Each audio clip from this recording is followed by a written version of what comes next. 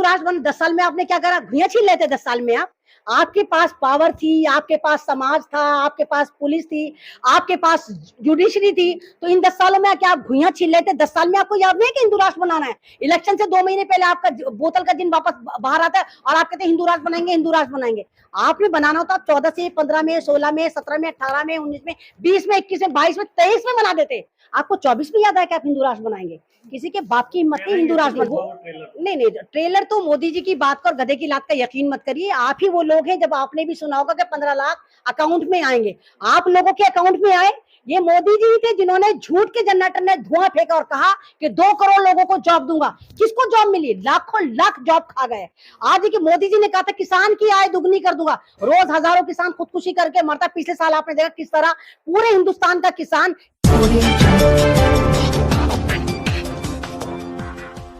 Join कर लिया है। चुनाव से पहले तमाम लोग तमाम पार्टियां ज्वाइन करते हैं, तो जब चुनाव खत्म हो जाएगा तो फिर पार्टी छोड़ के आपकी चले तो नहीं जाएंगे? देखो, मेरा ऐसा कोई रिकॉर्ड नहीं रहा कि मैंने से पहले कोई पार्टी ज्वाइन करी है। हालांकि मेरा संघर्ष 6 साल पुराना हो चुका है और 6 साल से मेरा ख्याल से सोशल मीडिया हो या चाहे जमीनी स्तर पे बहुत ऊंची ऊपर वाले ने और आप लोगों ने मुझे पहचान दिलवाई।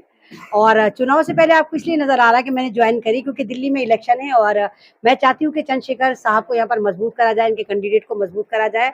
और जिस तरह वो संघर्ष कर रहे हैं और लगातार उनकी जो भीम आर्मी ने संघर्ष करा, उसी की जो ये पार्टी बनी है एएसपी, अगर इसको मजबूत करना है तो हम जैसे लोग जो पहचान रखते हैं, अपने समाज में पहचान रखते हैं, तो अगर हम लोग आगे आगे इस पार्टी को मजबूत करेंगे तो शायद हमारे पीछे और लोग भी चल कर आएंगे।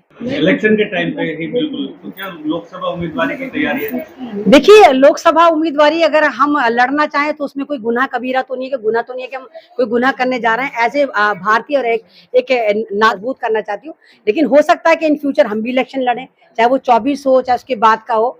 लेकिन अभी तो हमारा ये कि चंद्रशेखर साहब के साथ हमारा बहुत कई सारे मूवमेंट में हम साथ रहे हैं, बहुत सारे मूवमेंट हमने साथ हैंडल करे और वो भी आंदोलनकारी हैं, मैं भी आंदोलनकारी हूँ। जिस तरह एनआरसी में चंद्रशेखर हमारे साथ थे, जिस तरह आपने जामा मस्जिद पे देखा, तमाम जगह आपने देखा कि बहुत सारी जगह तो हमारी स्पीचेज जो थी क्लैश होती थी, चंद्रशेखर साहब के साथ मेरी होती थी, बाद में होती थी।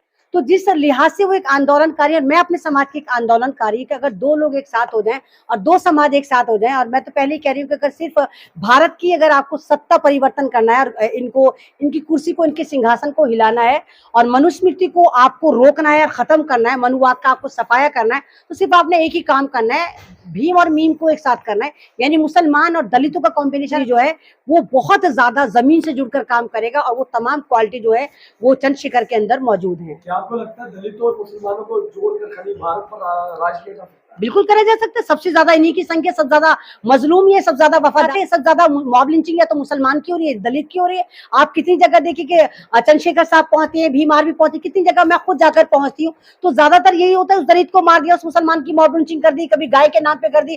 तो ये पार्टियां तो सारी की वो ये तीर त्रिशूल तलवार गाय गोबर मंदिर मस्जिद पे तो फाइट कर रही है। लेकिन ये जो आजाद समाज पार्टी है और भीम आर्मी, इन लोगों की जो आइडियोलॉजी है उनकी ये कि सबको शिक्षित करा जाए, एजुकेशन पे जोर दिया जाए, ये जातिवाद को खत्म करा जाए और एक आपके अंदर कॉन्फिडेंस लाया जाए कि हाँ, हमें एहसास दिलाया जाए कि हम यहाँ पर दूसरी श्रेणी के नागरिक नहीं है। हमारा जो संविधान है वो हमारा संविधान है, वो इन लोगों का संविधान है। भीमराव अंबेडकर हमारे थे, हमारे ही अपने लोगों ने संविधान लिख के दिया और आज हमारी जो स्थिति बना दी गई वो थर्ड जेंडर जैसी बना दी गई है। हमें बिल्कुल हैंडीकैप बना दिया कि जब पार्टी में किसी भी इलेक्शन होते तो पार्टी को याद आता है कि दलित को साथ लेके चल लो, इसको हिंदू बता दो, ये दलित नहीं हिंदू है, मुसलमान को साथ लेके चल लो। तो ये चीजें नहीं होनी चाहिए। 5 साल तक लगातार आपको उन लोगों के साथ काम करना चाहिए, चाहे वो विकास पे काम हो, चाहे एजुकेशन पे काम हो, चाहे सुरक्षा पे काम हो। तो उन तमाम चीजों का जो एक मिला जुला संगम है वो एएसपी में नजर आता है। मैम, आप यहाँ पे बात कर रही हैं संविधान की, लेकिन एक मिथ है लोग क्या सोचते हैं कि अल्पसंख्यक समाज जो है वो संविधान को नहीं मानता है। नहीं, अल्पसंख्यक भी का मुराद क्या, आपका मुसलमान? जी नहीं तो आपसे किसने कहा कि अल्पसंख्यक जो है मुसलमान नहीं मानता?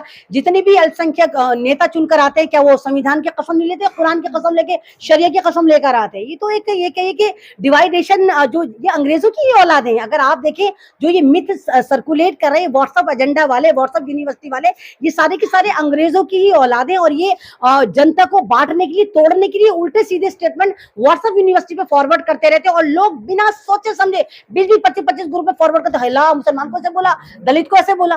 तो ऐसा नहीं है। या तो आप मुझे एक सबूत दीजिए कि कोई भी मुसलमान पार्षद बना हो, कोई भी मुसलमान विधायक बना हो, MP बना हो, उसने कुरान को हाजिर नाजिर जान के कसम ली हो। संविधान की कसमों में आता है, जब आप कोई भी इलेक्शन लड़ रहे होते तो आप संवैधानिक तरीके से तो आप अपनी फॉर्मेलिटी पूरी करते हैं या कुरान की रोशनी में जाके करते हैं। तो उस चीज के लिए जब कोई इल्जाम लगाते हैं तो पहले उसका प्रूफ होना चाहिए। हमें प्रूफ दीजिए। अगर आप हमें प्रूफ देते हैं, मैं हिंदुस्तान छोड़ के जाने को तैयार हूँ। जी। अच्छा, मेरा दूसरा सवाल ये है, अभी आपने रिसेंटली सुना होगा मोदी जी ने मुसलमानों को घुसपैठिए कहा था, जिसको लेकर इंटरनेशनल मीडिया ने भी बड़ी निंदा की है। आप इस सबको कैसे देखते हैं? देखिए, घुसपैठिए दूसरे को घुसपैठिए कहेगा, कहते हैं नक्का नाक वाले को हंस रहा है कि देखो नक्कू आ गया, नक्कू आ गया। जिनकी नाक नहीं होती ना, जिनकी हंडिया में 72 छेद होते हैं, वही दूसरे पे हंसते हैं। खुद ये मंगलसूत्र लेके भागे हुए अपनी बहन बीवी का, यशोदा बहन को ढूंढती फिरे, कहाँ गए, बुढ़ापे में लटक गई बेचारी, लेकिन उसका मंगलसूत्र नहीं मिल रहा, जबकि प्रधानमंत्री बने बैठे हैं। तो जो फेरे लगवाते हैं तब कहते हैं कि जन्म जन्म का साथ। एक तरफ तो आप कहते हैं कि हिंदू रीति रिवाज में जन्म जन्म की बीवी होती, 7 जन्म की बीवी होती। दूसरी तरफ कहते हैं मुसलमान लेके भागे, मतलब मुसलमान तुम्हारी बीवी लेके भाग जाएगा। मंगलसूत्र का मतलब बीवी होता है। मंगल माने मुकद्दस, सूत्र माने एक रिलेशन, एक तरह का जुड़ाव। तो आप मुसलमान कैसे आपकी बीवी लेकर भाग जाएगा? फिर यानी पंडित ने गलत पढ़ाई करी, यानी फिर हिंदू शास्त्र गलत कह रहे हैं कि आपका जन्म जन्मों का साथ है। तो इस तरह मोदी जी कहकर हिंदू धर्म पर सवालिया निशान खड़ा करके हिंदू धर्म का मजाक उड़ा रहे हैं। लेकिन बीजेपी लगातार कहती रहती है कि हम जीतेंगे तो हिंदू राष्ट्र बनाएंगे। इस पर आप क्या कहते हैं? देखिए, हिंदू राष्ट्र बने 10 साल में आपने क्या करा? घुइयां छीन लेते 10 साल में। आपके पास पावर थी, आपके पास समाज था, आपके पास पुलिस थी, आपके पास जुडिशरी थी। तो इन 10 सालों में क्या आप घुइयां छीन लेते? 10 साल में आपको याद नहीं कि हिंदू राष्ट्र बनाना है? इलेक्शन से 2 महीने पहले आपका बोतल का जिन वापस बाहर आता है और आप कहते हैं हिंदू राष्ट्र बनाएंगे, हिंदू राष्ट्र बनाएंगे। आपने बनाना होता 14 से 15 में, 16 में, 17 में, 18 में, 19 में, 20 में, 21 में, 22 में, 23 में बना देते। आपको 24 में याद आया कि आप हिंदू राष्ट्र बनाएंगे? किसी के बाप की हिम्मत नहीं हिंदू राष्ट्र बना दे। ट्रेलर है, भी बाकी है 10 साल में। नहीं, वो नहीं, ट्रेलर तो मोदी जी की बात का और गधे की लात का यकीन मत करिए। आप ही वो लोग हैं, जब आपने भी सुना होगा कि 15 लाख अकाउंट में आएंगे, आप लोगों के अकाउंट में आए। ये मोदी जी थे जिन्होंने झूठ के जनरेटर में धुआं फेंका और कहा कि 2 करोड़ लोगों को जॉब दूंगा। किसको जॉब मिली? लाखों लाख जॉब खा गए। आज की मोदी जी ने कहा था किसान की आय दुगनी कर दूंगा, रोज हजारों किसान खुदकुशी करके मरता। पिछले साल आपने देखा किस तरह पूरे हिंदुस्तान का किसान कैसे बॉर्डर पे बैठा था, जैसे मानो पाकिस्तान के बॉर्डर पे गया हो इंसाफ मांगने। किसानों को कर्ज माफी दी है। नहीं, मोदी जी कह रहे हैं ना, आप रिटर्न में दिखाई ना कहा। अगर कर्ज माफी दी होती तो किसान बार बार ना आता, किसान तो अभी भी आया था। इन्होंने सिर्फ बेवकूफ बनाया, ना आय दुगनी करी, ना अब युवा परेशान, महिला परेशान, फौजी परेशान, बच्चा परेशान, शिक्षा महंगी कर दी, जवान सब, बुढ़े जवान सभी परेशान है। जब आपका डंका बजा, सब लोगों को खुश होना चाहिए। अगर वाकई मोदी जी का डंका बज रहा होता तो आज आप लोग यहाँ पर खड़े होके अहमद रिजवी से सवाल न कर रहे होते, अपना वक्त बर्बाद न कर रहे होते। आप बाकी डंका पति के पास जाकर उस डंके को और दुगनी स्पीड में डंका बजा रहे होते। यानी डंका फटा हुआ डोल है जो फटे जा रहा है और बजे जा रहा है। झोजा चना बाजेगा ना, जो कहते हैं जो जिस चने में ताकत नहीं होती, जिसमें कंकर होती, उसको हिलाओ ज्यादा बजता है। तो ये झोजा चना है, बाजेगा ना, इनमें कोई ताकत नहीं, सिर्फ जुमला फेंक है, जुमलों से इनकी राजनीति। और मोदी जी एक झूठ का जनरेटर है। इनको अपनी गरिमा का लिहाज, इनको यही नहीं पता कि मैं देश का प्रधानमंत्री हूँ। और आप मोदी जी एक कम्युनिटी के प्रधानमंत्री नहीं कि आप पंडितों के प्रधानमंत्री है, राम जी के प्रधानमंत्री हैं। आप भारत के हर जनता की, हर कम्युनिटी के प्रधानमंत्री। आप मेरे प्रधानमंत्री हैं, आप दलितों के प्रधानमंत्री हैं, आप उनके भी प्रधानमंत्री हैं जो लगातार, आप देखिए मणिपुर में जाने गंवा रहे हैं, जो ईसाई हैं वहां पर।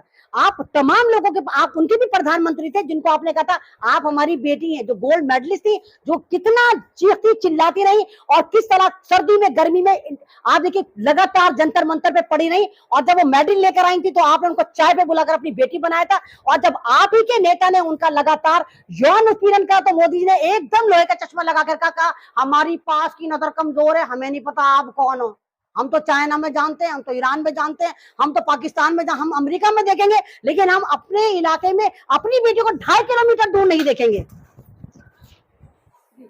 एक सवाल यहाँ पे ये भी उठता है कि बीजेपी के लगातार ऐसे स्टेटमेंट आ रहे हैं, जैसे कि मोदी जी ने घुसपैठी वाला कहा था, उसमें कहा था ज्यादा बच्चे होते हैं मुसलमानों के। और दूसरी चीज संशोधन जो संविधान में करने की बात कही है कि 400 पार होंगे तो संविधान में। देखिए, फिर मैं कुछ बोलूंगी, फिर आप लोगों को बोलेंगे अमन जी भी बहुत बदतमीजी से बात करती। मोदी जी ने कहा कि मुसलमान जो है बच्चे पैदा करने की मशीन है। तो मोदी जी से सवाल करा जाए, मोदी जी आप 6 बहन भाई थे, भाई हैं, आपके दादा भी 6-7 बहन भाई थे, तो वहां पर कितनी बार तेल डला था जो मशीन ने लगातार घूम घूम के काम करा था। तो मुसलमानों को ऐसे मत बोलिए, जबान हमारे पास भी है, लेकिन हम लिहाज करते क्योंकि आप देश के प्रधानमंत्री हैं। हम इतनी ओचियर, इतनी लुच्ची और इतनी टुच्ची लैंग्वेज नहीं बोल सकते। जवाब हमें भी देना आता है और संविधानिक तरीके से देना आता है। बात वो करें जब आप एक ही बहन भाई होते हैं। 6 तो बहन भाई आपके थे, 6 आपके दादा के थे, आपके जितने भाई है, कोई 7 बहन भाई, कोई 8 बहन भाई, और आप जनता को बेवकूफ बना रहे कि मुसलमान बच्चा पैदा करने की मशीन है। संविधान में संशोधन वाली बात को आप कैसे देखते हैं? देखिए, संविधान में संशोधन नहीं हो सकता। संविधान में थोड़ा बहुत घुमाव फिराव कर देते हैं ये लोग, उल्टे सीधे बिल पास कर लेते हैं। संविधान में संशोधन नहीं कर सकते। हाँ, 400 का अगर इनका नारा देने 400 पार है, संविधान खत्म कर देंगे, ये सिर्फ कह रहे हैं। लेकिन अभी ऐसा किसी माँ ने दूध ही नहीं पिलाया अपने लाल को जो भारत का संविधान खत्म कर दे।